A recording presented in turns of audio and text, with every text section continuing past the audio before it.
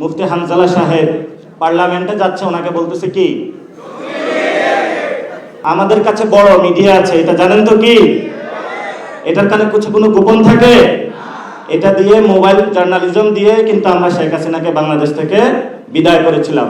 যারা জীবন আকাম কুকাম সন্ত্রাসী চাঁদাবাজি দুর্নীতি করে টাকা ইনকাম করেছে, এখন তাদের শখ হয়েছে যে বাড়ির সামনে হলো একটা দারোয়ান রাখা, সেই জন্য তারা একটা মিডিয়া এজেন্সি খুলে দেয়।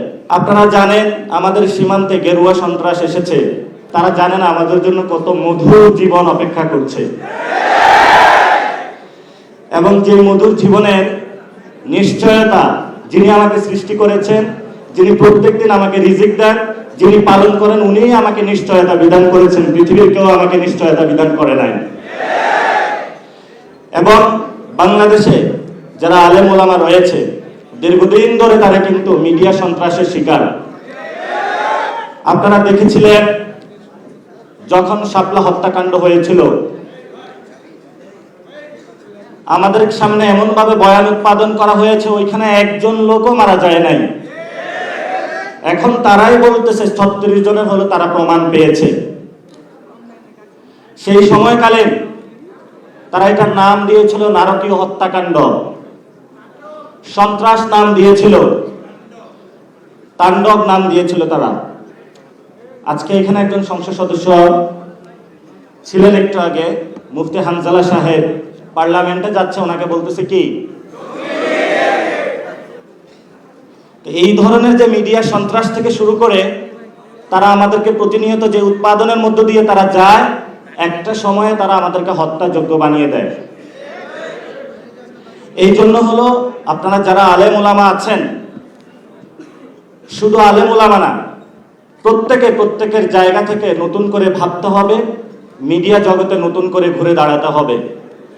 এখন বাংলাদেশে অনেকে বলে যে যা কিছু আমরা বলি এগুলো প্রিন্ট ইলেকট্রনিক মিডিয়া আসবে না, আমাদের কাছে বড় মিডিয়া আছে, এটা জানেন তো কি, এটার কানে কোনো গোপন থাকে? এটা দিয়ে মোবাইল জার্নালিজম দিয়ে কিন্তু আমরা শেখ হাসিনাকে বাংলাদেশ থেকে বিদায় করেছিলাম। এবং যেই কোনো ঘটনা এখন ঘটে এটা বিদ্যুৎ গতিতে সবার কাছে ছড়িয়ে যায়। এই জন্য যারা মিডিয়া ভাইরা রয়েছেন, আল্লাহর রাস্তায় আপনাদের কাছে অনুরোধ, আপনারা তো করেন না, আপনাদের যারা মালিক পক্ষ রয়েছে, যারা জীবন আকাম কুকাম সন্ত্রাসী চাঁদাবাজি দুর্নীতি করে টাকা ইনকাম করেছে, এখন তাদের শখ হয়েছে যে বাড়ির সামনে হলো একটা দারোয়ান রাখা, সেই জন্য তারা একটা মিডিয়া এজেন্সি খুলে দেয়। এই যদি হয় মিডিয়া ইন্ডাস্ট্রি বাংলাদেশে, তাহলে বাংলাদেশের ভবিষ্যৎ, যেটা আমরা সংবিধানের স্বীকৃত বিষয় অনুযায়ী যে ফ্রিডম, প্রেস ফ্রিডম, সেটা তো বাংলাদেশ অনেক তলানিতে আছে। তাহলে সেটা থেকে আমরা কিভাবে মুক্তি পাবো, এটা আমাদেরকে মন্ত্রী মহোদয় দিক নির্দেশনা দিবেন। আজকে যিনি এখানে এসেছেন মিডিয়া মন্ত্রী, ইনফরমেশন মিনিস্টার, উনি অনেক ভালো লোক। উনি 90-এর সেখান থেকে আমরা ঢাকা শহরে বিভিন্ন আড্ডা হতো, উনি কিন্তু বড় মাপের একজন ফিলোসফার আবার। তো আমরা বলবো যে মিডিয়া সেক্টরটা আপনার হাতে গিয়েছে, আপনি এটা যদি সুন্দর করে গড়ে তোলেন, আমাদেরকেও একটু অ্যাক্সেস দেন, আমাদেরকে জঙ্গি না ভাবেন, আমাদেরকেও বাংলাদেশি হিসাবে ভাবেন, সার্বভৌমত্ব ইসলামের অতন্ত্র প্রহরী হিসাবে ভাবেন, একটু সুযোগ দিলে আমরা বাকিটা ইনশাল্লাহ করে নিতে পারবো। এজন্য আমরা মনে করি শাপলা নামে একটি চ্যানেল আসা উচিত, যে চ্যানেলের মধ্য দিয়ে আগামীতে যে কেউ যারা শাপলা কাহিনী ঘটিয়েছিল সেটা আপনার তথ্য অনুসন্ধান করে শাপলাদের পর্দার আড়ালের কি ঘটনা ঘটেছিল সেটা আমরা ইনশাআল্লাহ উন্মোচন করব।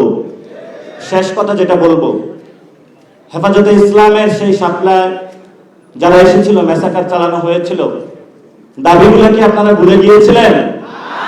দাবিগুলো আমাদের এখনো বুকে আছে। কোথায় আছে?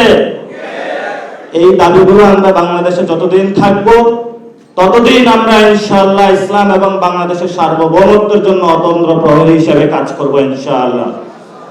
আপনারা জানেন আমাদের সীমান্তে গেরুয়া সন্ত্রাস এসেছে, এই জন্য হলো গেরুয়া সন্ত্রাস মোকাবেলায় বাংলাদেশের ফরেন পলিসি থেকে শুরু করে নতুন করে সবকিছু আমাদেরকে সাজাতে হবে। এই গেরুয়া সন্ত্রাসের শিকার।